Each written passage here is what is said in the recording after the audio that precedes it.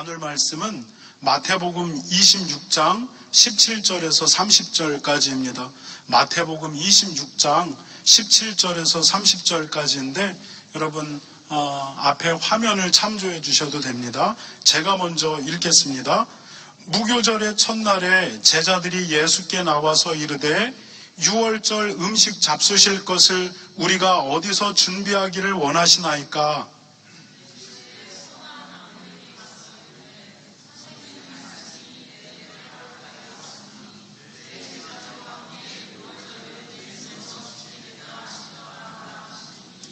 제자들이 예수께서 시키신 대로 유월절을 준비하였더라.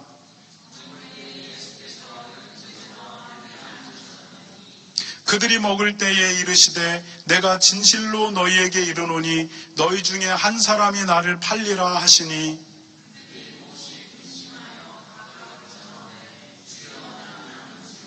대답하여 이르시되 나와 함께 그릇에 손을 넣는 그가 나를 팔리라.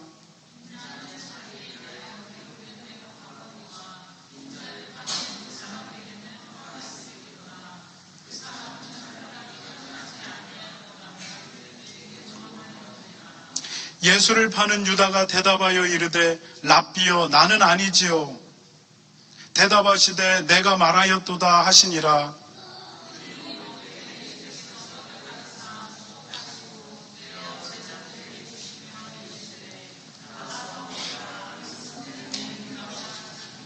또 잔을 가지사 감사기도 하시고 그들에게 주시며 이르시되 너희가 다 이것을 마시라.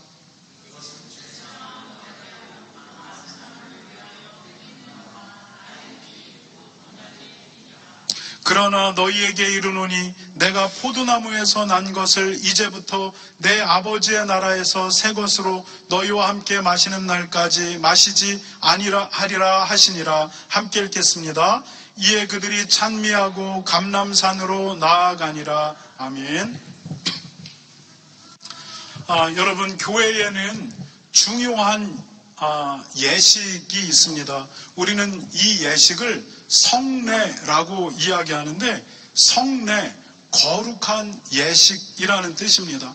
여러분, 카톨릭은 이 성례 의식을 7가지로 정했습니다. 그래서 이 7가지를 칠성례 또는 칠성사라고 부릅니다.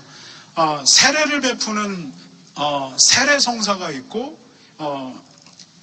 여러분 얘기했듯이 세례성사 화면에 보이죠?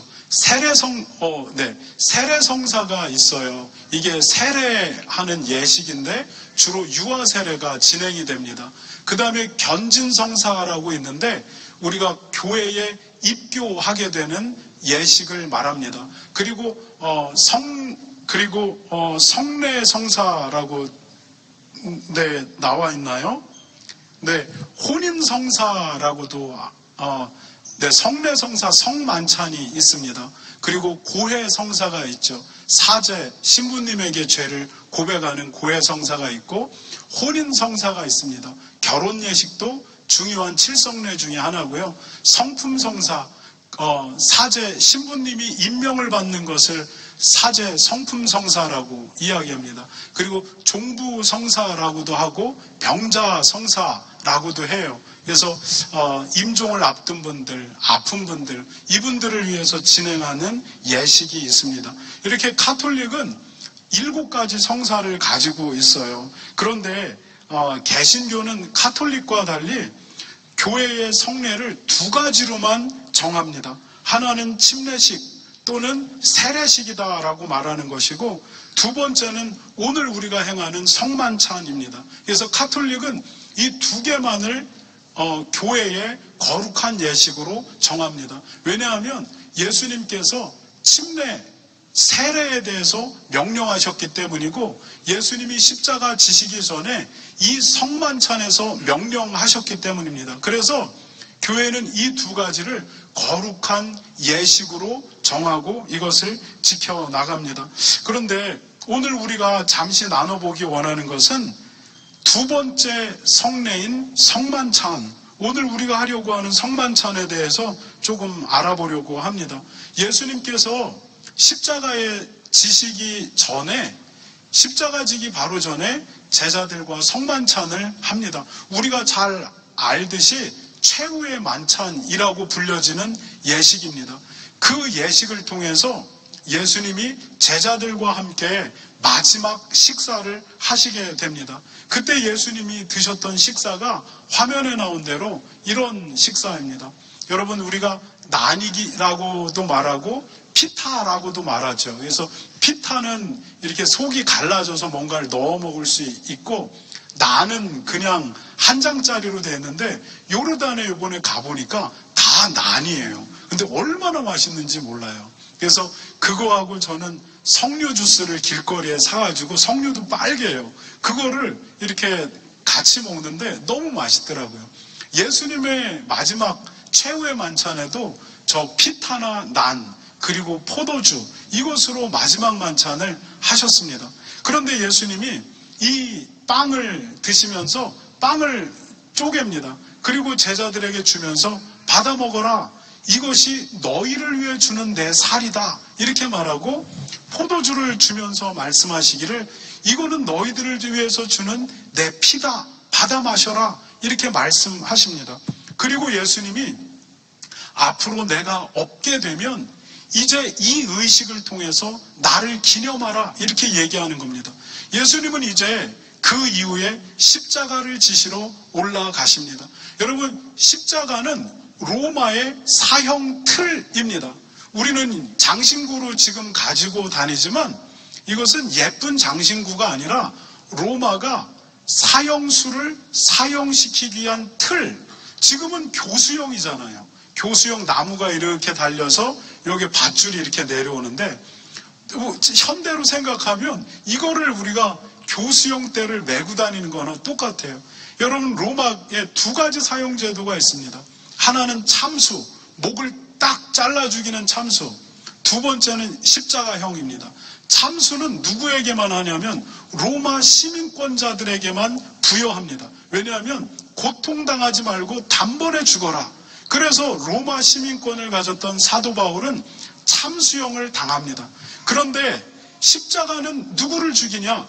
이방인들을 죽일 때 십자가를 쓰는데, 로마를 향해서 반역하거나 로마법에 대항하지 말아라. 그러면 이렇게 비참하게 죽는다. 비참하게 맞고, 그리고 비참하게 십자가에 못 박히고, 그리고 마지막에 원래는 쇠뭉치로 다리를 부셔서 죽음을 확인하는데, 예수님 같은 경우는 창으로 찔러서 마지막 죽음을 확인하고 물과 피가 옆구리에서 확 쏟아졌다, 이렇게 성경이 기록합니다. 끔찍하게 십자가에서 사형수를 사형함으로써 로마의 법에 대항하지 못하도록 만드는 겁니다. 이 사형제도가 이방인에게 제공되는 사형제도가 십자가 사형제도였고, 그래서 베드로는 십자가에 달려 죽는 겁니다. 왜냐하면 로마 시민권자가 아니기 때문입니다. 그래서 베드로는 그렇게 죽죠. 예수님도 지금 로마 시민권자가 아닙니다. 그런데 예수님이 사형당하시는데 십자가에 올라 죽으시는 것입니다. 그러면 예수님은 무슨 죽을 죄를 지었길래 로마에 의해 이 십자가에 죽는 것입니까? 여러분, 우리가 계속해서 사순절 묵상을 해가는 분들은 알다시피 예수님은 아무 죄가 없었습니다. 유대인들이 예수님을 죽여달라고 로마 본티우스 빌라도에게, 본티우스 필라투스죠. 본디오 빌라도의 로마 총독에게 끌고 옵니다. 그런데 로마 총독 빌라도가 예수님을 신문했는데 죽일 근거가 없습니다. 그래서 살려주겠다라고 이야기하니까 대제사장들과 서기관들과 유대 민중들이 죽여라. 그날은 6월절이었습니다. 이스라엘의 모든 사람들이 예루살렘에 모이는 날입니다. 아주 여론이 예민해지는 날입니다. 그리고 유대는 끊임없이 반란이 계속해서 일어나는 곳입니다. 그런데 6월절 날 모든 이스라엘 백성들이 6월절 명절을 지내기 위해서 예루살렘에 온 그날, 대제사장들과 바리새인들이 예수님을 끌고 와서 죽이라고 이야기하고 많은 사람들이 여론으로 선동하게 됩니다. 본티우스 필라투스가 위기를 느끼게 됩니다. 이 여론이 삽시간에 불처럼 번져나가게 되면 밀란이 일어날 것이고, 그러면은 자기 정치 생명에 치명타를 입게 된다 생각을 하게 됩니다. 그리고 결국은 이 사건을 누구에게 넘겨주느냐? 갈릴리 분봉왕이었던 헤롯에게 넘겨줍니다. 그때 헤롯이 6월절 명절 때문에 예루살렘을 방문하게 됩니다. 그런데 예수님이 어디 출신이냐면 갈릴리 출신입니다. 그러니까 이 죄인의 소속이 갈릴리니까 갈릴리 분봉왕인 헤롯, 너가 이 사건을 처리해라, 이렇게 줍니다. 그래서 헤롯이 이 예수님을 또 신문하게 됩니다. 그런데 이 예수님에게서 로마법에 근거해서 사형을 시킬 만한 법이 없는 겁니다. 그래서 이것을 다시 빌라도에게 넘깁니다. 나는 로마법에 근거해서 죽일 죄를 찾지 못했다, 이렇게 말하는 겁니다. 여러분, 2000년 전 로마는 굉장히 법치 국가였습니다. 우리가 생각하기에 2000년 전 로마가 미개하다고 생각하는데 그렇지 않습니다. 그 위대한 로마 제국은 철저한 법치로 다스려지는 국가였습니다. 그래서 사도 바울이 빌립보에서 사람들에게 잡혀서 재판도 받지 않고 매를 맞았을 때 사도 바울이 내가 로마 시민권자인 나를 너희들이 신문이나 재판 아무 절차 없이 이렇게 다뤄도 되냐? 이렇게 따져 묻게 됩니다. 그러자 관리들이 깜짝 놀라게 되는 일들이 발생합니다. 여러분, 베드로가 바울이 예루살렘에 붙잡혔을 때도 마찬가지입니다. 유대인들이 바울을 그냥 체포해서 죽이려는 계략을 세우는데 그 계략이 로마 천부장의 귀에 들려오게 됩니다. 그러니까 재판 없이 로마 시민권자가 죽는다는 것은 법치국가 로마에서 있을 수가 없는 일입니다. 그러니까 천부장이 군대를 동원합니다. 100명의 로마 군대로 바울을 호위해서 총독부로 무사히 들어가게 하고 거기서 합당한 절차인 재판을 받게 합니다. 그리고 그 재판에서 판결이 나지 않으니까 사도 바울이 시저에게, 로마 황제에게 항소하겠다라고 말합니다. 로마의 황제에게 항소하겠다라고 말하면 로마법에 의해서 그는 로마 황제에게 가야 합니다. 그래서 사도행전에 보면 로마로 향하는 여정이 시작되는 겁니다. 철저하게 로마는 법치로 다스려지는데 본디오 빌라도가 신문을 해도 죽일 근거가 없고 헤롯이 신문을 해도 죽일 근거가 없습니다. 그 공은 다시 빌라도에게 넘어오는데 빌라도가 이 사람은 죽일 근거가 없다. 너희들이 그렇게 이 사람을 싫어한다면 때려서 내보내자. 태형을 주겠다라고 하니까 아니라고, 죽이라고. 예루살렘의 여론이 점점 뜨거워집니다. 그리고 밀란에 대한 두려움을 가졌던 본디오 빌라도가 이제 물을 떠오라고 하고 손을 씻습니다. 그리고 선언하는 것이 나는 이 무죄한 자의 피에 아무 상관이 없다라고 말합니다. 그러니까 유대인들이 겁없이 말하기를 이 피에 대해서 내 머리와 내 자손의 머리로 돌리라 말합니다. 그리고 그로부터 35년 정도 이후 로마의 디도 장군이 예루살렘을 처참하게 학살합니다. 그 학살 속에 110만 명이 죽게 됩니다. 그리고 단지 9만 명 정도가 살아서 로마의 포로로 끌려가고, 그리고 그 포로로 끌려가는 장면이 로마 개선문이라고 하는 곳에 부조로 지금도 남아 있습니다. 여러분, 예수님은 죄가 없습니다. 그러나 결국 십자가에 달리게 됩니다. 성경은 예수님이 십자가에 달려야 한다는 것을 이미 말하고 기록하고 있었습니다. 메시아가 온다. 그 메시아가 나무에 달린다. 그 메시아가 그가 찔림은 우리의 허물 때문이고 그가 채찍에 맞으면 그가 상함은 우리의 죄악 때문이다라고 말합니다. 우리는 다 양 같아서 그릇 행하고 각기 고집스럽게 자기의 길로 갔지만 여호와께서는 우리 모두의 죄악을 그의 어깨에 담당시키고 그리고 그를 십자가에 못 박았다라는 겁니다. 여러분, 성경은 예수님이 우리의 죄를 대속하기 위해서 십자가의 죄인으로 죽어야 한다라고 말하고 있습니다. 여러분, 대속이라는 말이 무엇입니까? 대신 죄를 속한다라고 하는 말입니다. 여러분, 속량이라는 것이 무엇입니까? 어떤 내가 마땅히 물어야 될 그 값을 누군가가 대신 치러준다. 이게 속량입니다. 예수님이 대속과 속량의 제사로 십자가에 죽어야 된다는 겁니다. 누구를 위해서? 여러분과 내 죄값을 위해서 그분이 죄인으로 십자가에 죽어야 한다는 겁니다. 이분은 죄가 없는 흠없는 분입니다. 끊임없이 구약의 율법이 예언하고 있듯이 흠없는 어린 양, 흠도 점도 없는 어린 양을 데리고 와서 속죄의 제사로 드리게끔 율법이 규정한 대로 예수님은, 결혼하지 않은 예수님, 갓 한참 피어날 청년의 예수님, 흠이 없는 예수님이 온 인류의 대속량이 되어서 십자가에 올라가는 것입니다. 여러분, 온 인류의 죄악을 지금 예수님이 짊어지고 있다라고 하는 것이 상징적으로 어떻게 나오냐면 로마에 의해 판결을 선고받게 됩니다. 여러분, 그 당시 로마가 어떤 국가입니까? 지중해 세계 전체, 온 세계를 지배하고 있다라고 하는 나라가 로마입니다. 이 로마가 예수님에게 있지도 않은 죄를 결국 올려놓고 그분을 십자가에 죽이는데 이것이 마치 어린 양으로 말미암는 대속의 모든 제사의 모델을 그냥 갖다가 재현하는 듯이 이제 예수님의 십자가가 펼쳐지고 그것이 하나님의 뜻이라는 것입니다. 여러분, 예수님은 자기의 죽음에 대해서 이렇게 얘기합니다. 인자가 온 것은 섬김을 받으려 함이 아니라 섬기려 하고, 그 다음이 중요한데 자기의 목숨을 많은 사람의 대속물로 주려 함이다, 이렇게 말씀하십니다. 그리고 십자가에서 죽는 것입니다.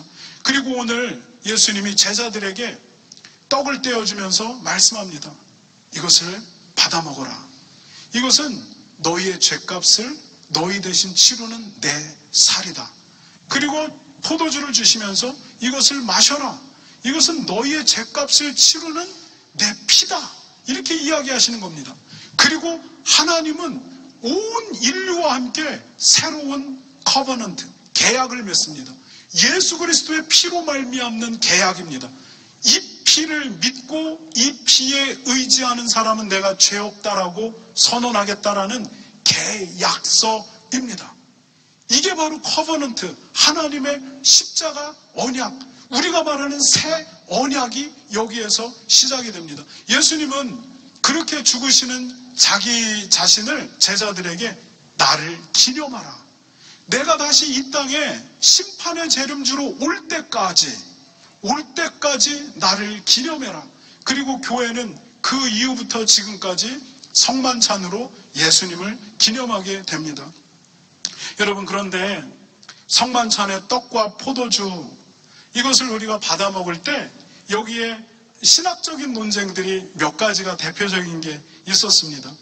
예수님의 몸, 예수님의 피, 떡과 포도주가 예수님의 몸과 피라고 이야기했는데, 그러면 이 말씀의 뜻이 뭐냐라는 겁니다. 떡과 포도주가 정말 예수님의 살과 피라고 믿어야 하는 것인가? 아니면 이것을 상징적인 의미라고 믿어야 하는 것인가? 여기에 대해서 네 가지 신학적인 견해가 있습니다. 첫 번째는 카톨릭이 가진 생각입니다. 여러분, 우리가 카톨릭의 견해를 한번 타이틀만 읽겠습니다. 시작. 가톨릭 화채설. 다시 한번 읽겠습니다. 시작. 가톨릭 화채설. 화채설이 뭐냐면 빵과 포도주가 진짜 예수님의 살과 피로 변한다는 것입니다. 여러분, 신부님이 들어서 이제 이것은 예수님의 살입니다 선언하는 순간, 이거는 진짜로 빵이 아니라 예수님의 살덩어리라고 한다는 겁니다. 그래서 카톨릭에서는 성만찬이 끝난 다음에 이것을 함부로 취급하지 않고 신부님이 이것을 다 먹습니다. 두 번째 이론입니다. 함께 읽겠습니다. 시작. 루터교 공제설. 루터교는 신교이기도 합니다. 종교개혁으로 일어난 독일의 국교죠. 그런데 여기서는 공제설을 이야기하는데 빵과 포도주에 예수님의 살과 피도 함께 한다는 겁니다. 빵과 포도주가 그대로 있는데 그 안에 예수님의 살과 피가 함께 공존한다는 겁니다. 그래서 어떤 비유를 드냐면 쇳덩어리를 빨갛게 가열하게 되면 쇳덩어리 안에 열이 들어가 있는 것처럼 빵과 포도주는 그냥 빵과 포도주인데 이제 집례자가 그것을 선언하는 순간 그 안에 예수님의 살과 피가 함께 공존하게 된다. 이게 루터교가 믿고 있는 것입니다. 그 다음에 세 번째는 뭘까요? 함께 읽겠습니다. 시작. 침례교 상징설. 여러분, 침례교는 종교개혁자 쯔빙글리의 이론을 따라갑니다. 뭐냐면 이것은 상징이다. 빵과 포도주는 예수님의 살과 피를 상징하는 거지, 이것이 살과 피로 바뀐다거나 이 안에 뭐가 들어온다라거나 이런 거는 없다. 만약에 우리가 빵과 포도주를 그런 식으로 이해하게 된다라고 한다면 이거는 또 다른 우상숭배가 될 가능성이 있다. 마치 이스라엘 백성들이 광야에서 이스라엘 백성들을 살렸던 노뱀, 이게 신적인 능력이 있다라고 생각하고 이것을 숭배했듯이, 만약에 빵과 포도주가 진짜 예수님의 살과 피고 이 안에 뭐가 들어있다라고 믿는다라고 한다면 그러면 우리는 또 다른 우상 숭배에 빠질 수 있다. 빵과 포도주는 상징이다. 우리는 이 상징을 통해 중요한 것은 예수님의 십자가의 죽으심, 이것을 기념하는 것이 중요하다. 이것이 침례교의 상징설입니다. 마지막 하나가 있습니다. 함께 읽겠습니다. 시작. 장로교의 영적 임재설. 여러분, 이것은 칼빈이 주장했습니다. 빵과 포도주 위에 예수님께서 영적으로 임재해 계신다라고 하는 것입니다. 여러분, 이것이 어떻게 모든 것들을 다 아우러서 이렇게 설명하는 것 같은 느낌들이 있는데, 빵과 포도주가 빵과 포도주이지만 그 위에 예수님이 영적으로 임재해 내려오신다. 이것이 칼빈이 주장하는 영적 임재설입니다.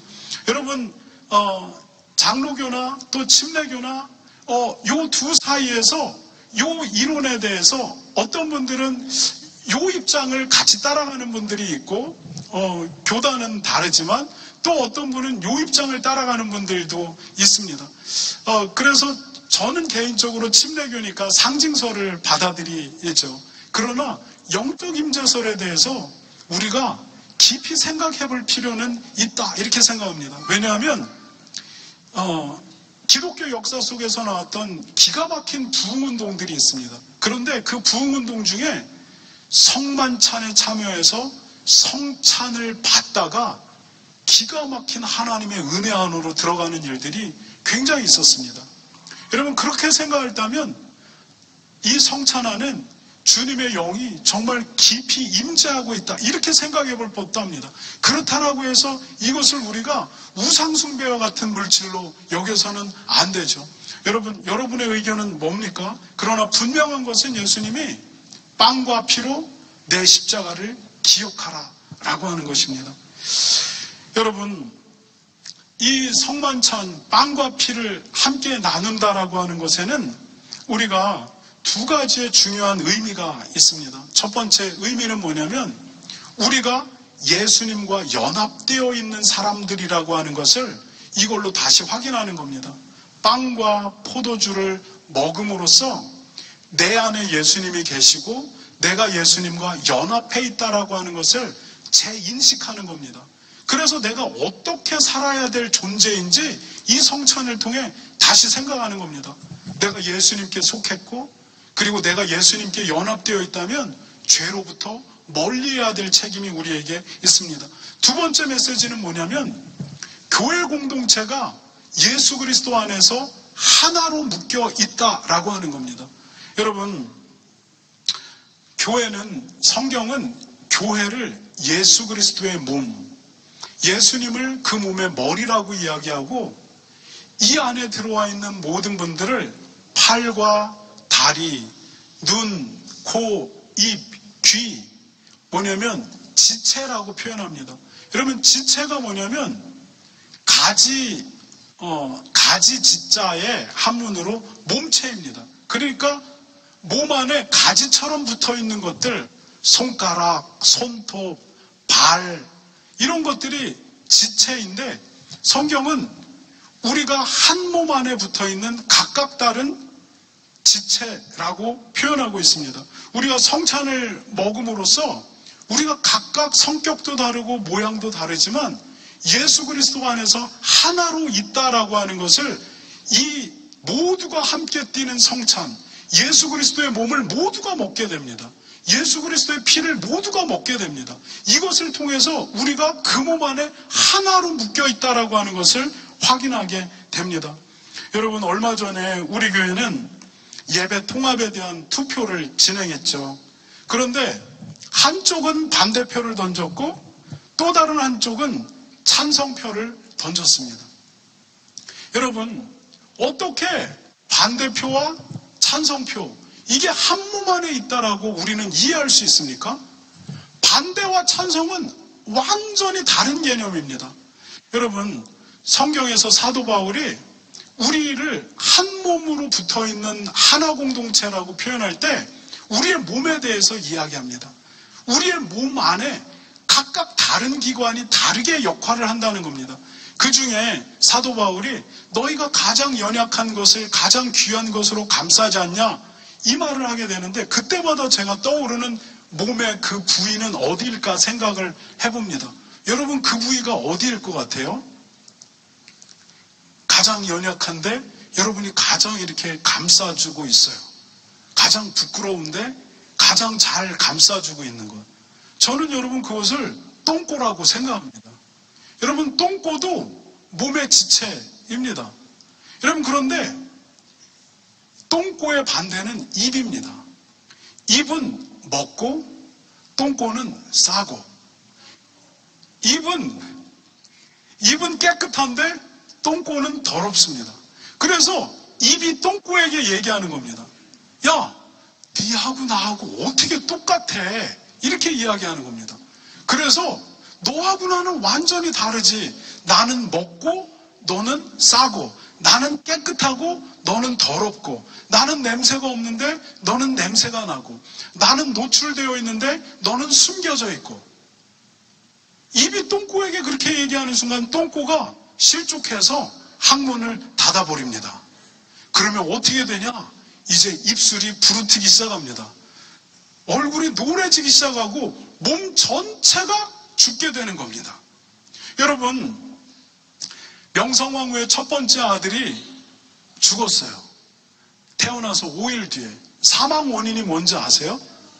항문이 막혀 있는 겁니다. 항문이 역할을 못하는 겁니다. 그러니까 그 아들을 살려내겠다고 별별 걸 다 먹이면 죽는 겁니다. 그 아들이 결국 죽습니다. 입은 계속 먹는데 항문이 작용을 하지 않습니다. 그래서 결국 그 아들이 죽게 됩니다. 여러분, 입과 똥꼬는 완전히 다릅니다. 찬성표와 반대표가 어떻게 같다라고 말할 수 있습니까? 그러나 성경은 그것이 그리스도의 한 몸 안에 붙어 있다라고 이야기하고, 그것이 유기적으로 연결되어 있다라고 이야기하고, 서로 다른 그것이 똑같지 않은 역할을 함으로써 하나님의 섭리를 드러낸다. 여러분, 성경은 이것이 교회의 신비다라고 말합니다. 이것이 교회가 가진 신비입니다. 여러분, 교회 안에서 나와 다른 사람이 얼마나 많습니까? 이 사람은 쓸모없어 보이는 사람이 있습니다. 그런데 그 쓸모없는 그 사람에게 당신 쓸모없고 당신은 없어도 되는 것 같아 하는 순간 이 사람이 실족해서 입을 다무는 그 순간 교회 공동체 전체가 누렇게 뜨기 시작한다는 겁니다. 여러분의 삶에, 여러분의 영적인 영역에 직접적인 영향들이 시작되어진다라고 성경은 이야기하는 겁니다. 그러면서 하나님이 우리는 로컬 교회, 옥빌이라는 곳에 은혜와 평강교회로 하나님이 여기에 모이게 했는데, 여기에 머리는 그리스도시고 우리는 각 지체고, 그 지체는 서로 다른 모양으로 서로 다른 일을 하는 것 같은데 그 속에서 하나님의 뜻을 이루어간다라고 말하고 있습니다. 여러분, 성만찬을 통해서 우리는 그것을 다시 확인하는 겁니다. 네, 주님, 주님이 우리의 주권자고 머리이고 우리는 그 안에 각기 다른 모습으로 있지만 주님의 몸이고 지체입니다. 우리가 하나다라고 고백하게 되는 것입니다. 여러분, 얼마 전에 폭삭 수가스다라는 드라마에 이런 대사가 나옵니다. 오늘 이후로 이 드라마 얘기 안 하도록 하겠습니다. 힘겨워하는 애순이와 간식이를 주인집 할머니와 할아버지가 섬세하게 돌봐줍니다. 그리고 그것을 늦게 깨달은 애순이가 할머니 할아버지에게 감사를 투덜투덜거리면서 왜 그렇게 나를 도와줘요? 이렇게 울먹이듯이 이야기합니다. 시큰둥하게. 그러자 할머니인지 할아버지가 이런 대사를 했던 게 제가 기억이 나는데, 어디 유채꽃이 혼자 피는 거 봤니? 유채꽃은 다 같이 핀다야. 이렇게 얘기합니다. 제주도의 유채꽃이 혼자 피는 게 있냐는 겁니다.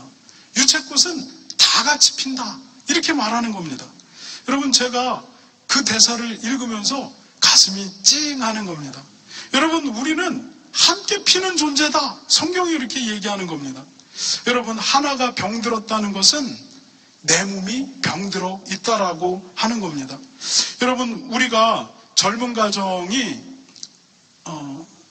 이건 예인데 젊은 가정이 어린이만 남겨놓고 엄마 아빠가 이 세상을 떠났다. 여러분, 그러면 교회가 해야 할 일은 서류 절차 잘 진행해서 그 아이를 좋은 고아원에 잘 보내주는 것. 집사님이 라이드 해주고 권사님이 옷을 사주고 그리고 이 아이를 고아원에 갖다가 주는 것. 여러분, 이게 교회 역할이 아닙니다. 교회는 뭐냐면 그 아이에게 부모가 없다. 그리고 그 아이를 키울 할머니도 없고 친척도 없다. 그러면 교회가 그 아이를 감당하는 것이 성경의 교회의 원리입니다. 여러분, 우리 가운데 대학 등록금을 낼 형편이 안 돼서 대학을 가고 싶은데 못 가요.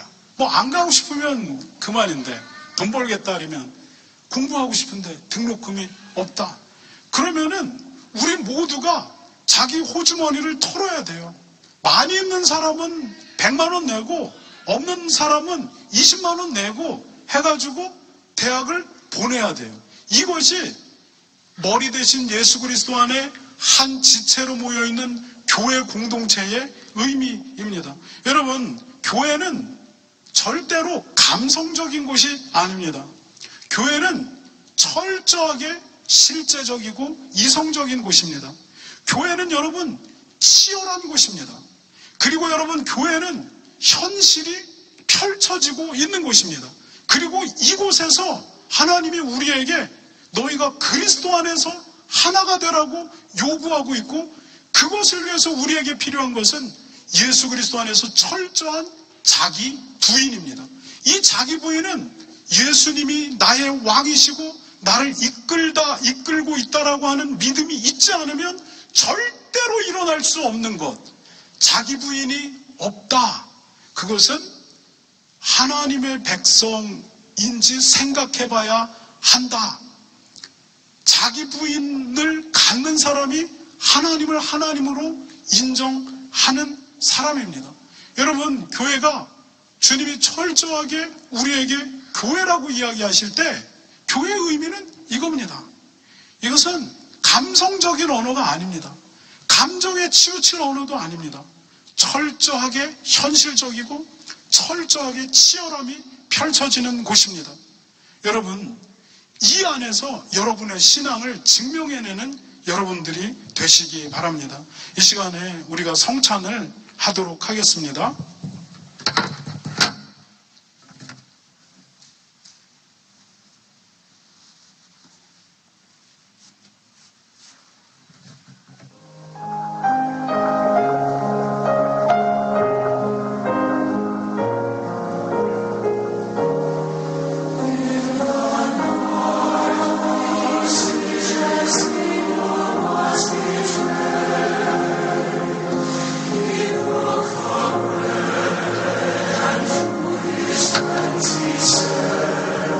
꺼주셔도 돼요.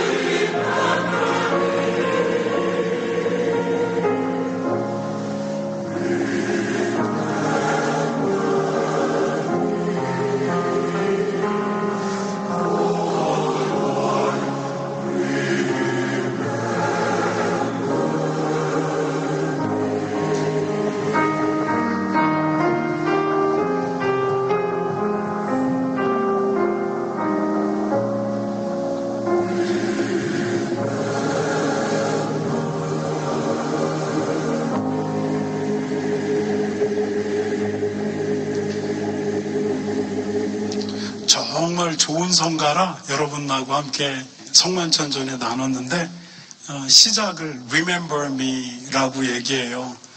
예수님이 나를 기억해라. 근데 끝에는 주님 나를 기억해 주소서 이렇게 끝나요. 여러분 주님을 기억하시고 주님께 주님 나를 기억해 주세요. 내가 부족하지만 내가 죄인이지만 주님 나를 십자가의 은혜 속에 기억해 달라는 그런 마음으로 성만찬 하도록 하겠습니다. 다 함께 찬송가 144장 예수 나를 위하여 찬양하겠습니다.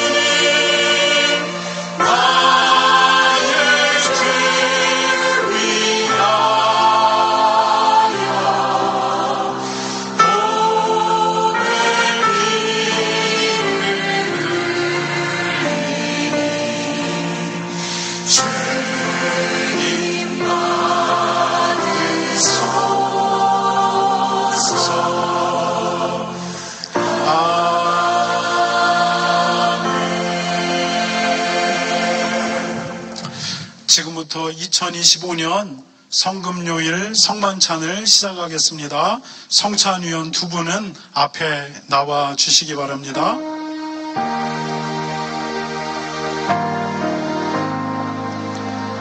우리가 여기 공간이 안 돼도 성찬포를 걷어 주시기 바랍니다.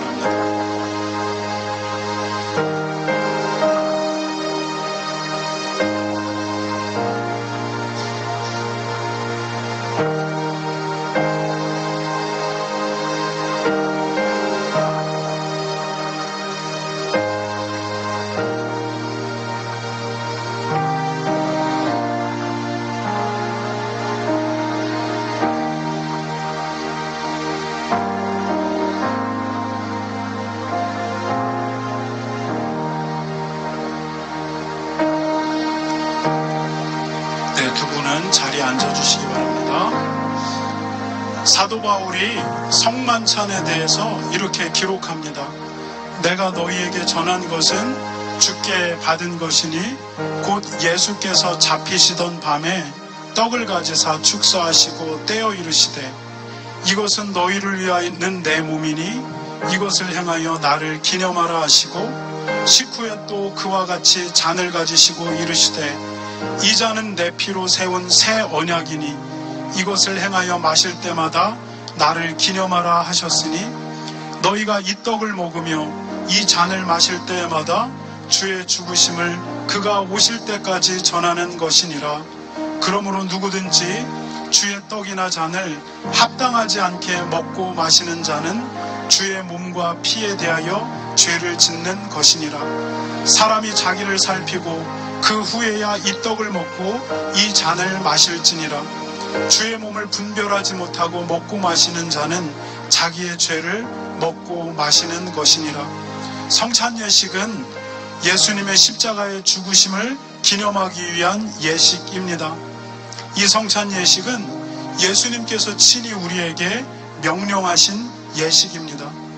예수님은 당신이 이 땅에 오실 때까지 이 성찬 예식을 통해 주님의 십자가의 죽으심과 부활을 기념할 것을 교회에게 요구하셨습니다. 오늘 우리가 받는 떡과 잔은 우리의 죄값을 우리 대신 치르기 위해서 십자가에서 자기의 몸을 찢으신 예수님의 살과 십자가에서 흘리신 예수님의 피를 기념하는 것입니다. 우리 각자는 떡과 잔을 먹고 마심으로써 영적으로 예수님과 연합해 있음을 고백하는 것입니다. 교회는 같은 떡과 같은 잔을 받아 먹음으로써 우리 모두가 예수 그리스도의 안에서 한 가족이라고 하는 것을 확인하는 예식입니다. 이 예식은 예수님을 주인으로 받아들인 사람만이 이 예식에 참여할 수 있습니다.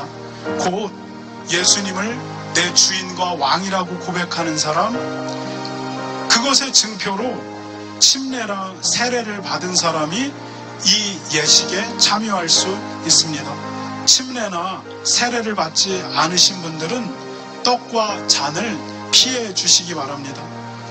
유아 세례를 받은 사람도 이 떡과 잔을 피해 주시기 바랍니다.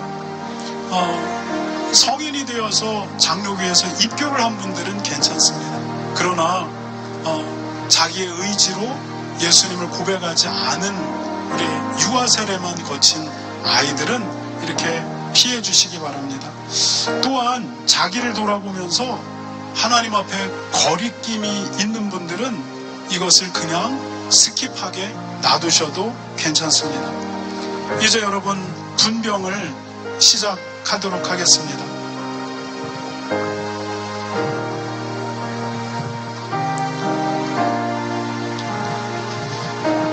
여러분, 우리 교회가 성만찬 우리 정말 엄중하게 하자라고 하는 의미로 성찬 성도들을 다시 준비했습니다. 여러분, 주께서 잡히시는 날 밤에 주님께서 제자들에게 죄송합니다. 제가 자주 드렸습니다.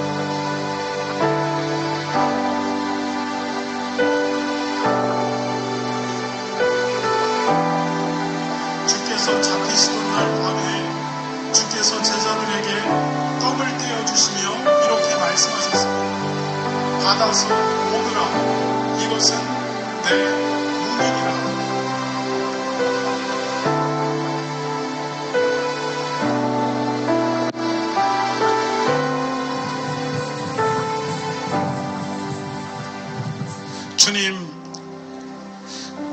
주님이 우리를 위해 십자가에서 몸을 찢으셨습니다.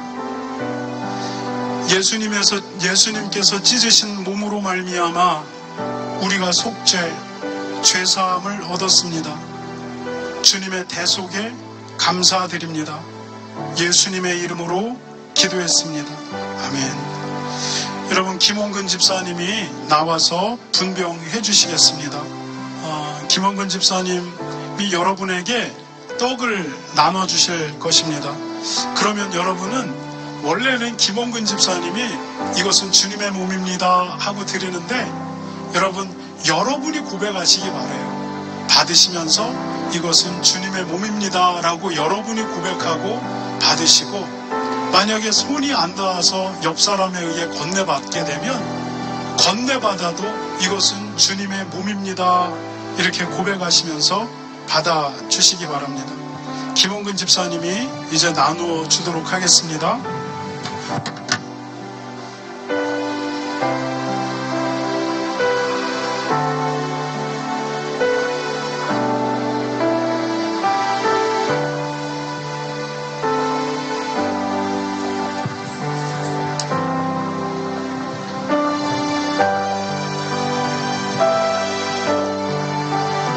또 떡을 떼어 감사기도 하시고 그들에게 주시며 이르시되 이것은 너희를 위하여 주는 내 몸이라. 너희가 이를 행하여 나를 기념하라 하시고,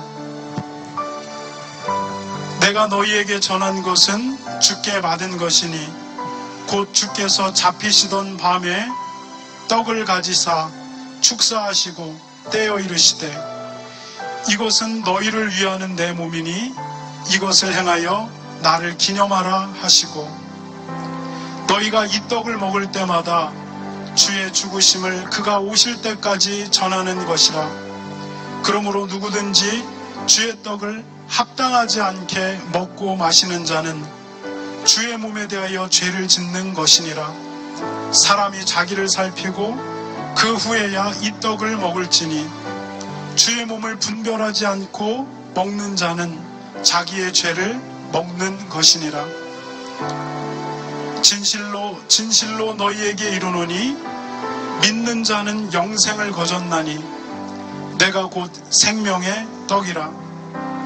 너희 조상들은 광야에서 만나를 먹었어도 죽었거니와 이는 하늘로서 내려오는 떡이니 사람으로 말미암아 먹고 죽지 않게 하는 것이라. 여러분, 혹시 떡을 받지 않은 분이 계십니까? 그러면 손으로 표해 주시기 바랍니다. 우리 성원이도 침례를 받았기 때문에 우리 성원이 가져가도 괜찮습니다. 혹시 떡을 받지 않은 분이 혹시 있습니까? 다 받았으면 이 시간에 함께 떡을 먹도록 하겠습니다.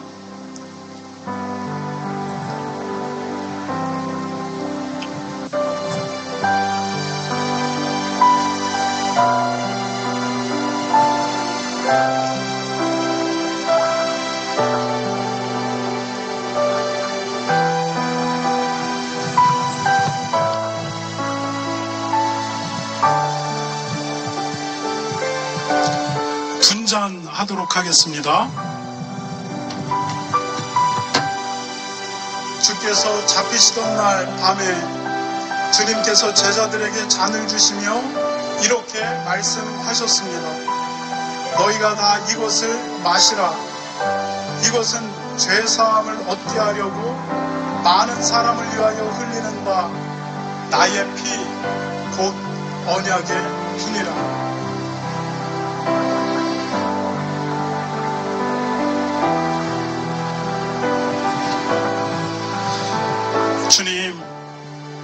주님께서 우리를 위해 십자가에서 피를 흘리셨습니다. 주님께서 흘리신 피로 우리의 죄가 속죄되었습니다. 그 대속의 은혜에 감사합니다. 예수님의 이름으로 기도했습니다. 여러분, 김지훈 집사님께서 여러분에게 잔을 나누어 주실 것입니다. 그러면 여러분은 아까와 동일하게 이것은 주님의 피입니다 라고 고백하시기 바랍니다. 그냥 받지 말고 이것은 주님의 피입니다, 여러분이 고백하시기 바랍니다. 건네받는 분들도 이것은 주님의 피입니다 라고 고백하시면서 받으시기 바랍니다. 다 받으신 분들은 마시지 말고 잠깐 기다렸다가 모두 함께 마시도록 하겠습니다.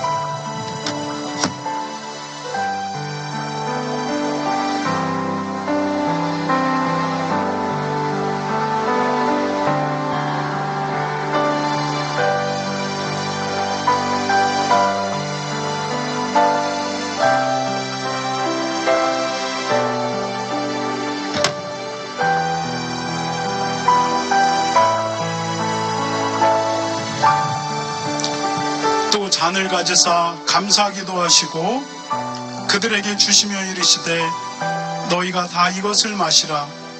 이것은 죄사함을 얻게 하려고 많은 사람을 위하여 흘리는 바 나의 피 곧 언약의 피니라.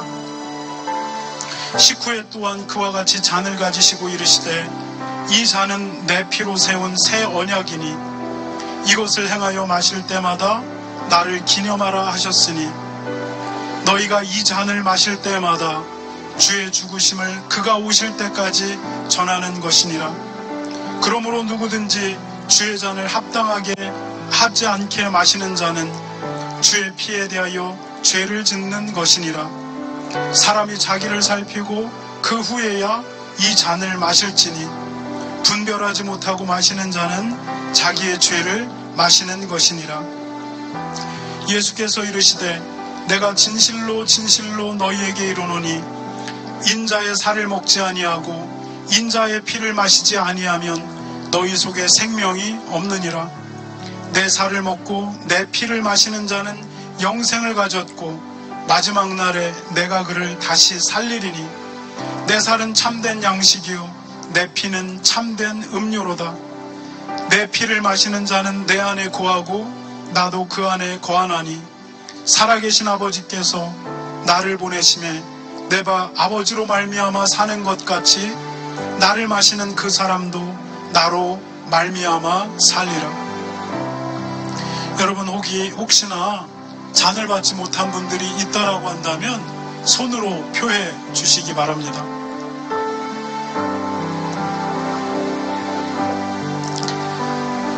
안 받으신 분이 없다라고 한다면 다 같이 마시도록 하겠습니다.